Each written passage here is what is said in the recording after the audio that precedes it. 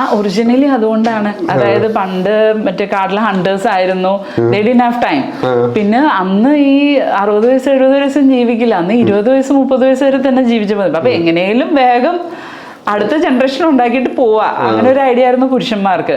പക്ഷെ സ്ത്രീകൾ അകത്തിരിക്കുന്നവരാണല്ലോ, അവർക്ക് അത്ര ഇഷ്യൂ ഉണ്ടായില്ല. ബട്ട് ഈ സെക്ഷൽ ടൈമിങ് ഭയങ്കര ഡിസ്പാരിറ്റിയാ. പക്ഷെ ഇത് മനസ്സിലാക്കിയാൽ മതി, അതായത് you have to give enough time. അതുകൊണ്ടാണ് ഈ ഫോർ പ്ലേ റോള് വരുന്നത്. കാരണം because the female needs to have to go through അവർ സ്റ്റേജ്. അപ്പൊ ഈ ഒരു സെക്കൻഡ് സ്റ്റേജ് തീർന്ന് തേർഡ് സ്റ്റേജൊക്കെ ആകുമ്പോഴാണ് ഫീമെയിൽസിന് ലൂബ്രിക്കേഷൻ ഉണ്ടാവണത്. ഇതിനകത്ത് ഒരു കാര്യം നമ്മൾ ആലോചിക്കേണ്ടത്, ഇന്റർകോഴ്സിന്റെ സമയത്ത് ഒന്ന് വജൈന, മറ്റേത് പെനിസ്. വജൈനയുടെ അകത്തോട്ടാണല്ലോ പെനിസ് പോകുന്നത്. It's painful for women. ഇത് വേദന എടുക്കുന്ന ഒരു കാര്യമായിരിക്കും.